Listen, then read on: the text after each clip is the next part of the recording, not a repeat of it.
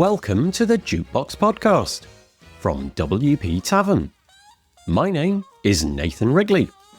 Jukebox is a podcast which is dedicated to all things WordPress, the people, the events, the plugins, the blocks, the themes, and in this case, analytics options and privacy challenges for WordPress site owners. If you'd like to subscribe to the podcast, you can do that by searching for WP Tavern in your podcast player of choice, or by going to wptavern.com/feed/podcast. And you can copy that URL into most podcast players.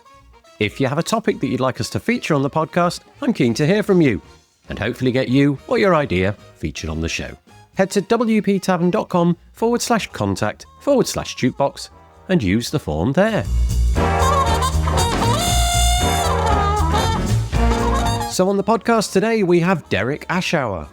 Having spent over 15 years in the WordPress arena, Derek has transitioned from building client sites to creating specialized WordPress plugins.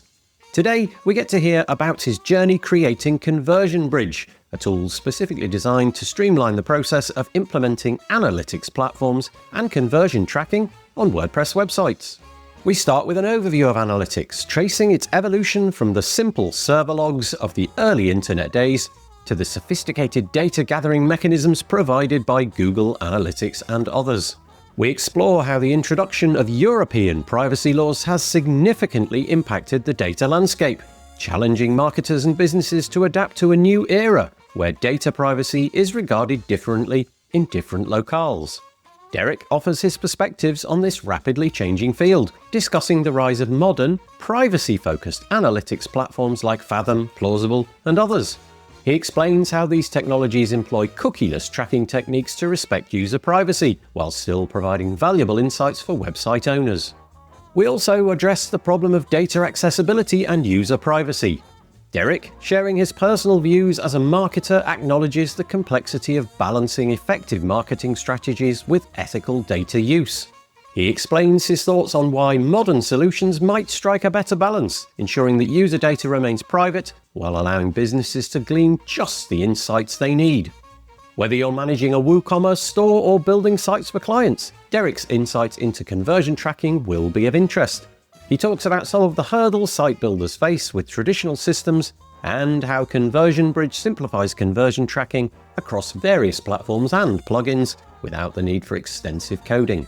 If you're an agency, developer, or digital marketer, this discussion will help equip you with the knowledge and strategies to navigate the ever-evolving landscape of web analytics. If you're interested in finding out more, you can find all of the links in the show notes by heading to wptavern.com/podcast, where you'll find all the other episodes as well. And so, without further delay, I bring you Derek Ashauer.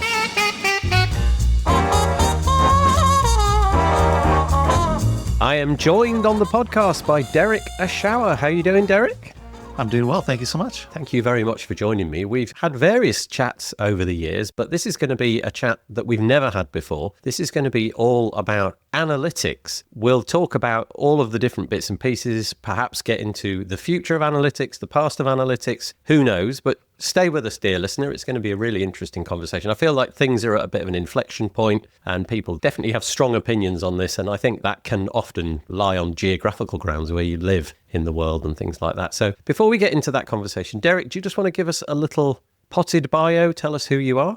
Yeah, my name is Derek Ashauer. I'm in Colorado, US. I've been in the WordPress community I've been working with WordPress for about 15 years, I think, doing client sites and things like that. So I've done the independent freelancer agency, but now I've moved to making WordPress plugins. So I have one for photographers called Sunshine Photocart, but my big one that I'm working on lately is called Conversion Bridge, which really makes it easy to add analytics platforms to your WordPress website and also make it really easy to do conversion tracking, which is something that a lot of agencies and people who are building sites for clients just neglect to do. And one reason why is because it's kind of a pain in the butt. So the goal is to make it a lot easier so that I can do it for myself and my client sites that I've worked on, but also then to make it easier for everyone else. So that's how I got the idea for that. Prior to hitting the record button, Derek and I were saying that you're on a journey with this. you're not putting yourself up here as the definitive authority. I think you were basically saying that a little while ago, your knowledge was not that deep in this arena and you've really had to educate yourself. And I think it's fair to say that you were trying to summarize it as you're still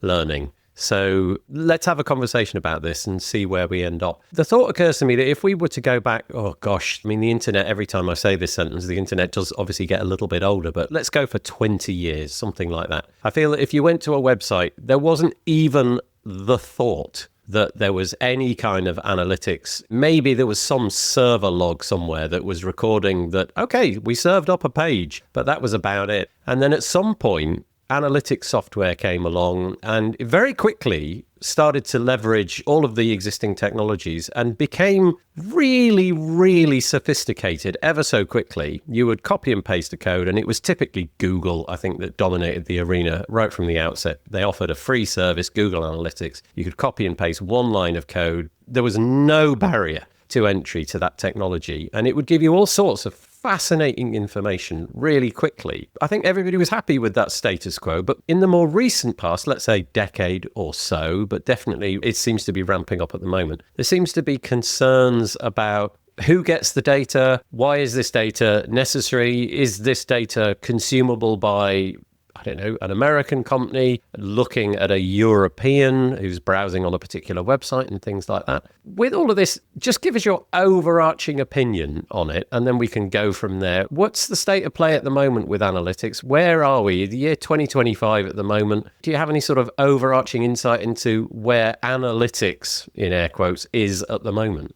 Yeah, it's a lot harder because of the European privacy laws for the analytics platforms to get the data that marketers and other people have been used to for a long time, where people came from. You used to be able to get like exactly what search terms people were looking at and landed on your site and what they did. If someone searched Fort Collins landscaper, local landscape company could see that that's exactly what they searched and then what that user did on their website from that search term. And that's just kind of gone. That deep level of data is unfortunately not possible anymore to follow those type of European laws and privacy restrictions and things like that. So there's a lot of people who are struggling to get the data that they were used to. That's kind of the short of it, I guess. Do you think that we kind of let the horse escape from the barn a little bit, and we're now just trying to get the horse back into the barn and get it under control again? And what I mean by that is, do you think that these technologies, the analytics and what have you, do you think it kind of just crept up on us? There was this slow but inexorable extension of what analytics software could do. And all the while, it felt like completely benign, there's no problem with it. How could anybody possibly make use of this in a way which might be harmful or,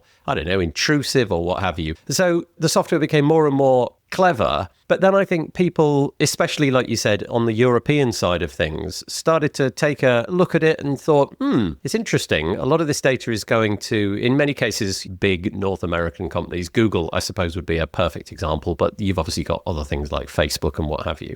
Just try to maybe restore something a bit more where the user is in control as opposed to these giant corporations being in control. So just trying to bring it back to the starting line, if you like, to the moment before the horse got out so that we can re-establish some rules. So I don't know, it sounds from what you were saying as if you're kind of regretful that the analytics solutions can't do what they once could. I suppose the European argument would be, well, that's because it never really, with hindsight, we should never have let it get that far in the first place. What's your thoughts on that?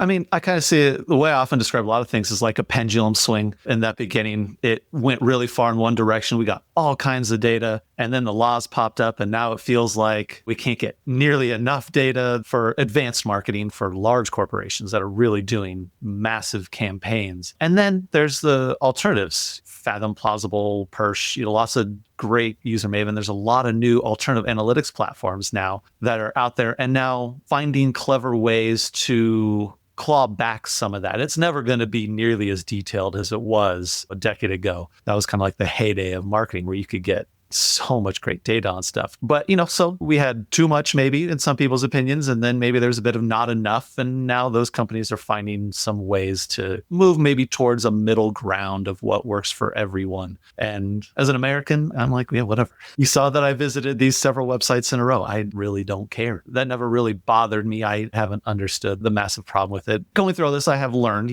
maybe there's a few spots where it would be good to protect that. And maybe they don't know that. But yeah, I'm the person that does accept all on every single website that I go to as a marketer, because I'm just like, yeah, great. I'll give this website some data on me. I don't mind. Yeah, you've got a very open mind to all of that, haven't you? And obviously you're digging into this and your business is kind of largely tied up to that. So it's a very understandable position to have. You mentioned there several platforms and you rattled them off one after another, Fathom and others. So a lot of these will be unfamiliar, I think, to this audience. What is the proposition? So it sounds like many of them are quite new. What is it that they bring to the table? And are these SaaS-based products, or are in some cases a WordPress plugin or something that you can install on your own hardware? What's going on there? Just rattle off those names again and maybe just give us the lowdown on what they do and how they're getting into the market and competing against giants like Google.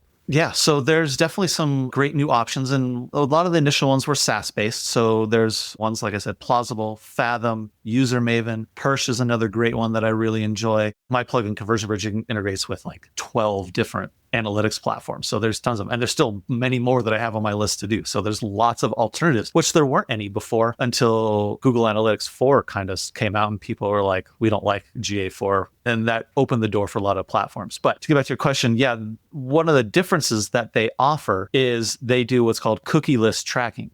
So that's one of the big things that the privacy laws in Europe were like, is around cookies and tracking across websites, so that the user, they go to landscaper website, then they go, no, I'm going to go to Home Depot and I'm going to look for my own lawnmower. And now I'm going to price check against Lowe's and all these different things. And Google Analytics could see where they were going in all these different places, or Facebook ads could track all these different websites that they went to and gauge this type of person and who they are and what they're shopping for and things like that. So trying to crack down on that. Well, these alternative platforms do it without cookies. They have a method, without getting too technical, of just basically fingerprinting the user and know for that one session when they're on your website what they're doing. But then it stops there. It doesn't go to all the other websites and give your entire 4 hours you were online and all the different websites that you were browsing to a company to let them know what you're doing everywhere. So that's kind of their main offering. And they are SaaS, they're just like Google Analytics, but they do cost. So they can be affordable. They're anywhere. I think there's some that are like $6, $7 a month for what a basic blog would ever need, up to $50 to, or even $100 a month, depending on the amount of traffic, which is hard to reconcile for a lot of people who were used to free Google Analytics. So it's hard to make that leap when you're going, wait, I could do Google Analytics for free. And there's some countries and even like a state or two in the US that have some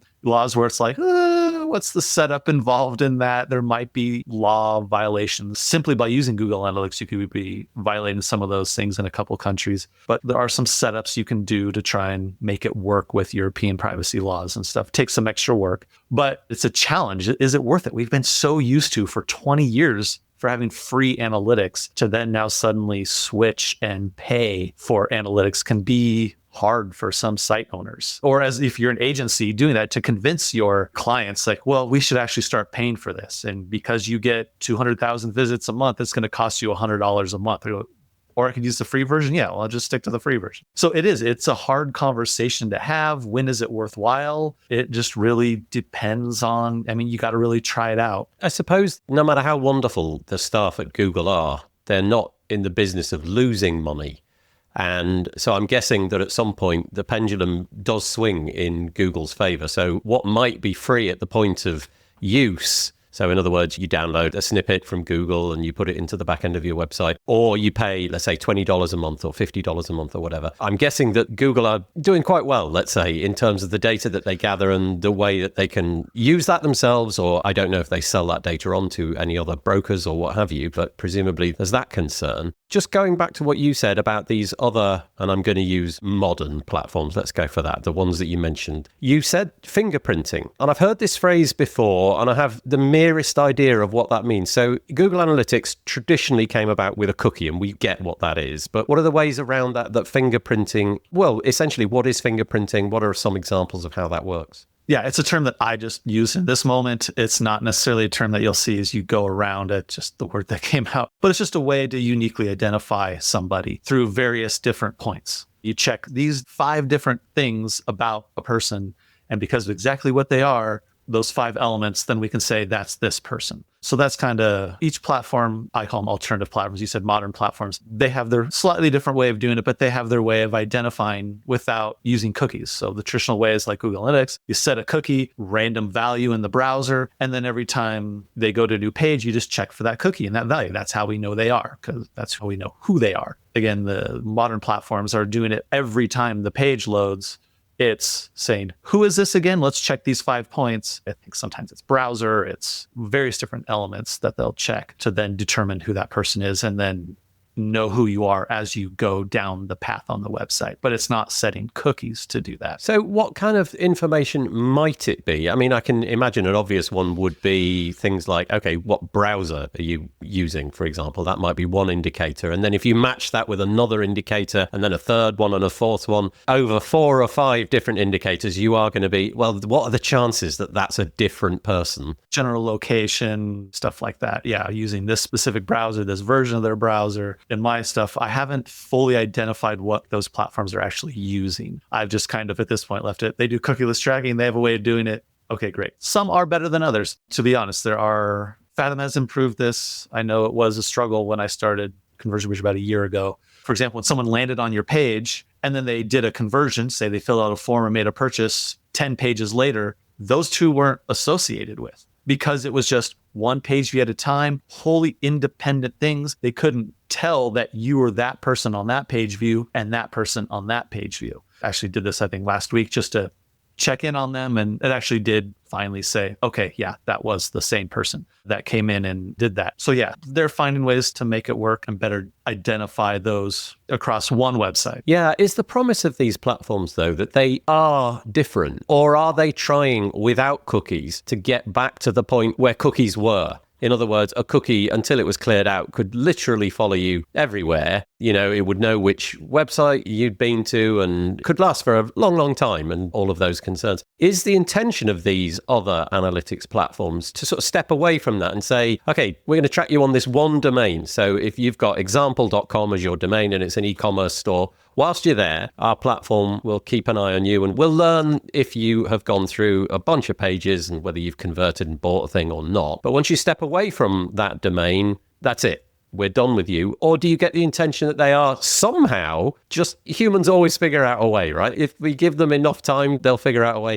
Is the intention for these other platforms, do you perceive that they would like to get to the point where cookies were? No, their number one selling point, I think, if you went to the homepage of every single one of them, is they do privacy first analytics is like the banner thing. That's what they're offering. And that's why it's so much bigger in Europe than it is here in the US and North America and stuff like that. But yeah, that's their main thing. They're privacy focused analytics. Google Analytics alternatives that are privacy focused is their main draw. I think someone reminded me of Katie Keith from Barn Too. She reminded me of the story from Fathom. They specifically sent Google Analytics a cake to thank them for being so bad at what they do that they allowed them to create a whole industry as an alternative to them, stuff like that. So I think they're trying to do the privacy focused stuff and then backfill in the features to give people as much data as they possibly can that they were used to in Google Analytics. You said earlier, and we'll just touch on this briefly, you said earlier that the implication of what you said, and you may not have meant this, but I'll say it as if you're saying it and then you can criticize whatever I say. It sounds like if you could rewind the clock and get rid of the European legislation and what have you, you would do that and you'd be happy with that position. You're okay with being tracked and all bets are off. So firstly, let's address that. Would you be okay with all of that?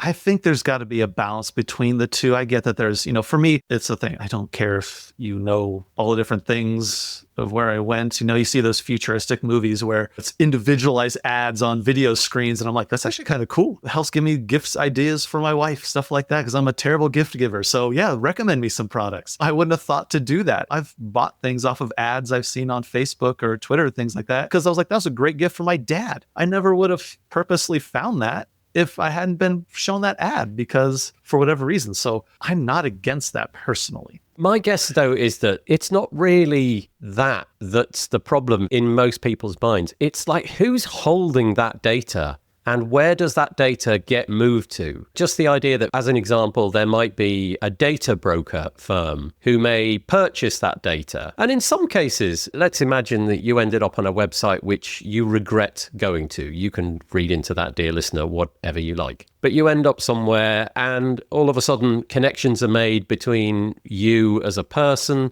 And you can also imagine scenarios in which, I don't know, data gets linked from various data brokers and they start to create an impression of who you are. I can imagine scenarios where that could get out of hand and potentially come back to bite you as an individual. So I suppose there's a little bit of that muddled up in it. It's not that the business, the WooCommerce store or whatever, is going to have any nefarious reason to have that data or wish to know where you've come from, where you're going to, what ad you might have clicked on, what were the previous page that you came from, and so on and so forth. It's more that there's just seems to be this fairly bizarre industry of data brokers who manage to get their hands on this data. And at that moment, you don't know what's going to happen with it. And we've all made mistakes in life, but we can erase them just with the passage of time. But with the advent of the internet, some of those mistakes might stick with us for a long time. Does that make any sense? No, it makes sense. I mean, I could see how someone would visit the landscaper website, and all of a sudden they did not know that the fact that they went to a landscaper website was sent to Meta. They're like, well, I didn't know that. I was going to a landscaper website. Why does Meta need to know that I was checking out who was going to cut my grass? I get that in some regards. That there's just not a knowledge of where things are going. I think it's a pretty safe thing to say that cookie pop-ups, that was just not the right way to go about it. That's just made the internet significantly worse. What are the solutions to give website owners the data they need to make good marketing decisions? Because otherwise, I mean, I think of it even on a bigger macro level, that landscaper, if they don't know any of the ads are working or what's going on or what people are doing, then they don't know what ads, where to spend their money that works best. Now they have to increase their costs to cover the blanket marketing that they have to do because they don't know exactly what attribution, what marketing channel is actually working for them. So to pay for the 50 different marketing channels they have to do, they have to increase the cost for everybody. So if they were able to narrow it down and say, well, we know that mailers and these Google ads are actually our best ways to make money. We don't need to spend on email newsletter or all these different things. Our marketing spends only 5% of what it would be otherwise. That means we don't have to charge as much. So it goes to bigger macro level discussions of economics of, in some ways, for the consumer, it could be better for these companies to have some data value. But I understand what you're saying, though. It is like, again, I don't want Meta to have it. I want the landscaper company to have it. That's okay. And that's the line that I think a lot of people, would agree that, yeah, I don't want Meta to have that data. But yeah, I'm okay with my local landscaper having the data so they knew what ads worked and things like that. And those privacy or the modern analytics platforms do at least get you a good amount of that data. So they are some good alternatives to that, but it's not going to get you, those mega corporations are not going to get they clicked on our ad, they went to these other places, then came back to our site and then did this, and they came back to our site and then did this and came back to our site. And to get those really deep analytics, they're not going to, and that's the challenge. But I would say the WordPress space, that's 90% of people are going to do fantastic with modern analytics platforms and get the data that they need. Yeah, that's really interesting because you're owning the domain, you're running the domain, you probably don't have any interest in brokering the data out to Facebook anyway. So what you can get out of that is probably useful. We'll dig into that in a moment. I'm just curious, being a resident in the USA, and I'm obviously, you can tell by my accent, I'm based in the UK. We may have, and I don't know if we do, we may have a very different experience of browsing the internet. For my part, if I was to open up a brand new browser, clean out everything that's ever happened in that browser and start again and browse around a whole variety of websites, I am inundated with cookie banners. Go to any large property, I am going to see cookie banners a very significant amount of the time, because that's how it goes over here. They can be confusing, they can be deliberately confusing, and in some cases they can be eye-wateringly difficult to understand. The language is inverted so that you are kind of clicking on something you didn't intend to click on. There can be so many options. I mean, it is really remarkable how many options there can be. You open up this little pop-up and you scroll and you scroll and you scroll and you scroll, and you could do that whole scroll thing for like a whole minute and you still haven't run out of options. And so we're living through this, and I don't know if it's the same where you are. I don't know if you encounter any of this stuff. I definitely see them, but it's not on every single website because those cookie banners can be configured so that they can be region specific. So if someone is located in a space where there are no laws around that, then just don't show on the banner. And I happen to be in that one. So there's some that aren't as complex that have that feature. And so I still will see those. But I mean, yeah, it's not every single website. Honestly, not sure how many, but I would say maybe 50%. Yeah, I mean, if I was going to a website which is just purely, I don't know, informational in content, it's like a blog basically, then I'm sure I won't see those kind of things because what possible thing could they be doing? But if it's a website where there's some sort of login option or an option where they clearly are using analytics and they're intending to sell that on, you do get bombarded with, there's so many things that you can opt into and opt out of. It's bizarre. Yeah, it's a challenge. And it's definitely an area that I'm working on with my plugin and stuff and trying to wrap my head around and understand to help guide people on it. But that's one great thing about like the modern ones. For example, if you use Plausible, you do not need a cookie banner because of Plausible. You don't need one. It doesn't set cookies. It doesn't use cookies. So just because you have analytics doesn't mean you have to have a cookie banner. And that's one thing I think is something that some people may not understand. You may need it for other reasons, depending on what you have going on your site. But there are sites where I think there's a lot of sites that have cookie banners that don't actually need them because they're so terrified of the EU cookie laws or those privacy laws that they're like, it's better to be safe than sorry. Let's just throw it up there and put it on there. CYA type stuff, cover your ass. Let's just put it on there so that we don't have to worry about it. But Google Analytics is a little like, probably should. But, if you are using one of those alternatives, that analytics platform, just that itself does not mean you have to have a cookie banner. And so it's worth investigating to see if you could switch to alternatives. Some of them have free plans that you could stay within for a website, have your client set up their own account. And if they have very small usage, then use their free plan and stick under that limit. And then you don't even need a cookie banner on their site. And that can help annoy their visitors less. It's something definitely worth investigating. I think what I've noticed is that, and I could be wrong about this, my intuition though, because I see the same UI often, the cookie banner is clearly provided by the same company. Everything is the same apart from the choices that you can make. But obviously at some point they've ticked boxes and what have you. And it does feel a little bit like that. We don't have the capacity to figure out what we really need to do. So what we'll do is just enable every single option. Here's all the choices that we could possibly provide. And of course, that itself, that feels very self-defeating. Looking at it from the end user perspective, no matter what you think about the legislation and the merits of it, the fact that every single one of us is being caught up in this sort of dragnet of clicking away, rejecting cookies and what have you, that does seem like something which is not a good experience. I mean, I don't know how many hours humanity wastes every day rejecting cookie banners.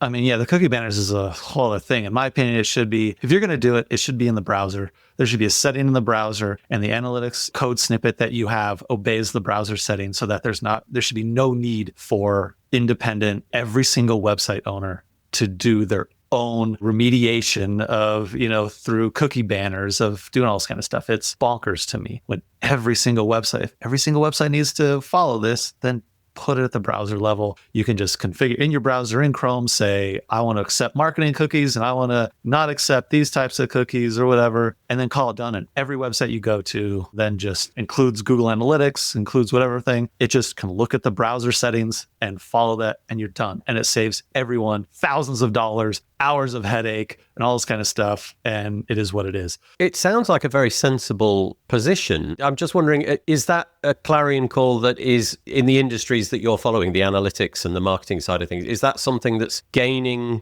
momentum or no? I haven't heard of any movement to actually make that happen. I don't know why. I haven't looked into it too much, but I haven't read in the stuff that I've come across and reading and learning about it on my journey through this and educating myself about it. To me, it seems like a pretty simple approach. Let's imagine a scenario in which cookies across the board are just outlawed universally for this kind of thing in the future. And obviously, that's not something that you would desire, but let's just imagine a scenario where that was the case. As you call them, these modern solutions, if we were to bind that, let's say, into WooCommerce website, and obviously with Conversion Bridge, you're all about the conversion. Does somebody arriving at the website end up doing a particular action? Do they purchase something? Do they end up at a landing page after a particular transaction has occurred or something along those lines? How credible do those things feel to you now? And it said that a year ago you couldn't do it with this particular platform and now you can. Does it feel like that whole conversion industry, conversion tracking in particular, does it feel like it's fighting a losing battle, or does it feel like with those modern analytics companies that you're still in the game, you can still get the data that you probably need, albeit it's not going off to some giant third party?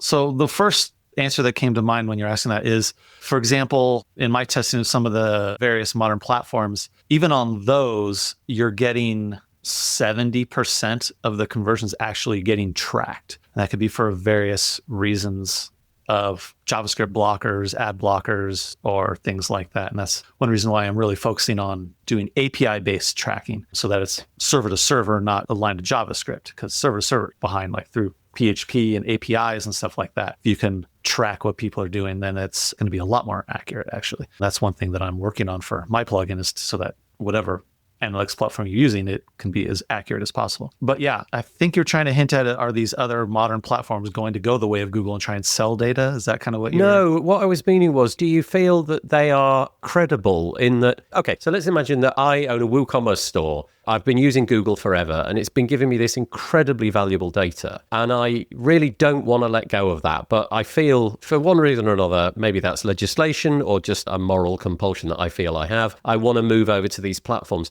Am I throwing away a ton of useful data that I'll never get back? Or are these modern platforms slowly but surely offering a solution which gives me more or less what I need? Yeah. From my perspective, what I'm seeing is when Google Analytics 4 came out, they haven't been able to get the same level of data they used to 10 years ago with UA, Universal Analytics, which was what most of us were used to when we said Google Analytics. That's what we had for a very, very long time. And then Google Analytics 4 came out. I would say the platforms, some are better than others. There's definitely some that have a lot more advanced features than others. Fathom, for example, is pretty straightforward. I wouldn't say it's very well geared towards detailed conversion tracking and getting good, detailed, in-depth insights. It's good at getting page views, where they came from, what country they're at, something you would hand to a client so they could look at a nice little dashboard. And Universal Analytics, it used to be great. I used to say, hey, here's Universal Analytics, go check it out. Didn't even have to walk them through any of it. They could look at the screen, understand the data, it made sense. Now, Google Analytics 4 is a cluster. It is for professional level marketers, and that is it at this point. You have to really know the software. There's week-long classes on how to use Google Analytics 4 these days because it is so overwhelmingly complex. And I think it went almost too far in that regard. But anyway, I think these modern platforms can get most site owners the data they need to make good decisions about, are my ads working? If I'm doing Facebook ads, or am I doing Google ads? Are they working for me? If I'm doing link building from another site, and you can tag those same UTM codes. That might be something, if you're familiar. There are codes that you can add to the URL with the little query and the query variables to kind of identify that this link came from this source. And then that can track that user throughout the process, the add to cart, checkout, and complete the purchase. And then know that that user came from that UTM tracking code from either somewhere on your own website or from an external website. So it can do all those great things. So for a lot of mom and pop WooCommerce stores, I think can get a lot of great useful data. It's really when you're more an enterprise company and maybe you're doing like $1 million a week in ad spend, you're going to want something that is really these crazy reports that you can run. And it's more about the reporting than anything that you can do on GA4 that maybe these modern platforms can't quite do yet. And so, like I said, for my clients, any of the clients that I've built sites for over the last 20 years, they don't need any of that stuff. They would be very happy with the reports from, say, Plausible. Many of them would be happy with even Fathom, which I said, which isn't the most conversion-oriented platform. Even they would be great with those ones. So your plugin, which is called Conversion Bridge, what does it do? It feels from the outside as if it's almost like a Zapier for analytics meets website, if you know what I mean. You bind your website to the analytics platform, and then you can give it, I don't know, if this, then that kind of functionality to figure out, okay, what are the conversions? And also it just feels like you're stripping out the technical burden of learning those platforms. Is that basically what it's doing, or have I missed the target? That's very close. The idea is when I was building sites for clients, I didn't set up any conversion tracking for a lot of them. One, because in just the cost, because you go by Gravity Forms. Well, this site we're going to use WS Form. Well, this site we're going to use Ninja Forms, or this site we're using WooCommerce. This other one we're going to use this other. There's so many different ways that you could do a form, do a purchase, page builders. What button? How do I add a click tracking? Like every time someone clicks on the buy now button on my homepage and goes to that. So we want to really track all this kind of stuff. It was a challenge of how did you add that to your WordPress site? And so oftentimes it just didn't happen because it was such a pain in the butt to do it. So what Conversion Bridge tries to do is makes it easy to add the analytics tracking codes. A lot of people just cut and paste it into the header footer, code snippets type plugins and all this kind of stuff. That is a way to do it. It's not really the ideal way, but it does allow you to quickly and easily add one of, I think I have 12 different analytics platforms, whether it's Google Analytics, Fathom, all that kind of stuff. Toggle, copy and paste, you're just like little ID number, and then the analytics code has been added to the site where it needs to make sure it does it for the right users. Like, I don't want to track admin users. Let's make sure we don't track admin users, stuff like that. But the real benefit is the conversion tracking. So say you have a form that you're using and it's just a simple, yes, add conversion tracking, done. That's all I had to do. Click a toggle. I didn't have to think about code snippets. How do I do it? Researching the form plugin. Where does it need to get output? When does it need to get output? All this kind of stuff. It just was a pain in the butt. And then the real benefit for agencies is that regardless of what site they're doing, whether they're using Bricks Builder or Beaver Builder, using WS Form, Gravity Forms, it's all one plugin that works for any site that you would need because it integrates with 50 plus different WordPress plugins to just have one-click toggle conversion tracking. And websites really need conversion tracking. They need to know what users are doing on their site. And I think it's a huge value that especially professional site builders could add to their plugin stack that they put on every client site to just, all I have to do is copy paste the little ID number from Fathom. And then I just need to check one little box in WS Form. And suddenly I have not only analytics on the site, but I'm also tracking every single form submission. And we can see where they're coming from and which ones generate the most contact form leads on this website that is for a landscaper to fill out forms and get lead quotes.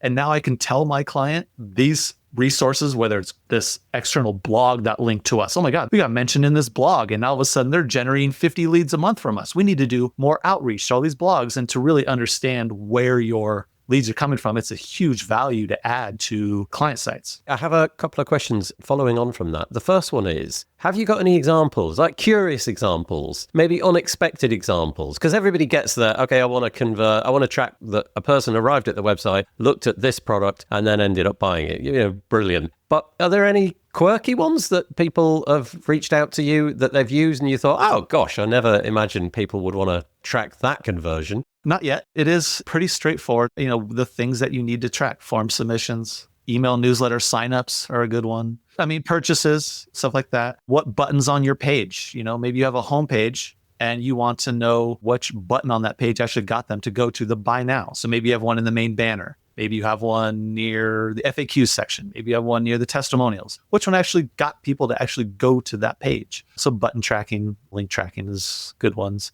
Yeah, there's not too many surprises on that regard. And then the other one is about the plugins that you work with. So, and again, it sounds like your UVP really is that, look, we've looked at how their plugin works, how the code works, and you just tick the button. You say, I've got WS Form, I've got Gravity Forms, or whatever it may be, and now it's just done. That's part of the deal. You're buying it so that you don't have to do any coding. Yeah, because that's, what everyone wants these days is no code. And don't even want to even cutting and pasting code snippets. Before, it was a lot of plugins were like, add this, you had to use this hook and then add this code. I mean, they provided this snippet and then you had to kind of customize it and all this kind of stuff. It's no, just toggle and it's done. Like for WooCommerce, it'll send all the detailed data about the purchase, what product they purchased, how much it cost, what the order total was. So you get all that good data in there so you can do some advanced reporting in Google Analytics or even Plausible and some other Perch and stuff like that. So these alternatives you can do as well. No code solution. Yeah, that's nice. And the other one, I suppose, would be, where do you feel your audience is? Is it kind of agencies, or do you have customers who are, I don't know, just building their own website and really don't have any technical background? Or is it more, like I said, is it more kind of agencies who are deploying this for their clients and they have an understanding of how to set these things up?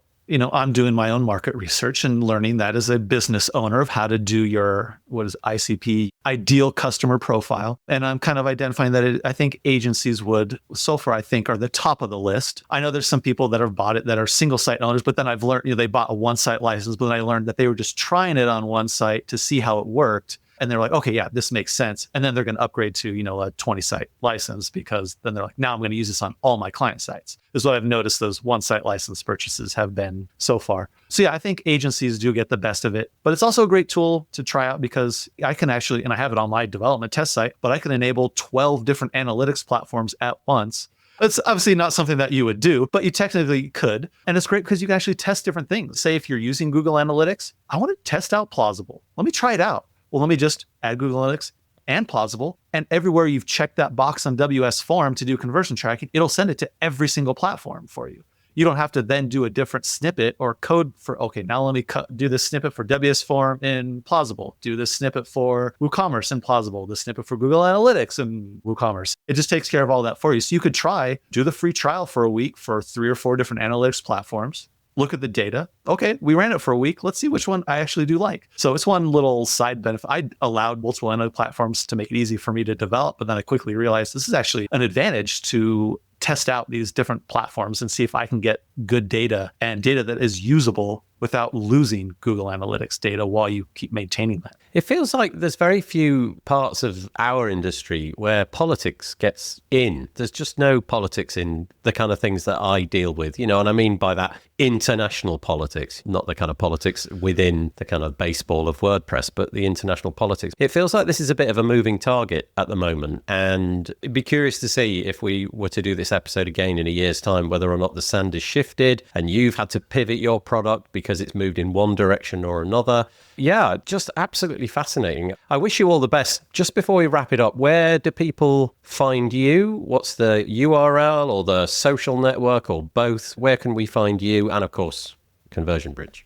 Yeah, Conversion Bridge, WP.com is the Conversion Bridge plugin. And then I am pretty active on Twitter. You can find me at Derek Ashauer on Twitter, or X, I guess, sorry. Yeah, as is always the case, I will drop all of the links for anything that we discussed today, including the host of analytics platforms and what have you that we mentioned. I'll put all of those into the show notes. If you head to wptavern.com, search for the episode with Derek in, all of the links will be right there. So Derek, it just remains for me to say thank you very much for chatting to me today. I really appreciate it. It's been a pleasure. Thanks for having me on.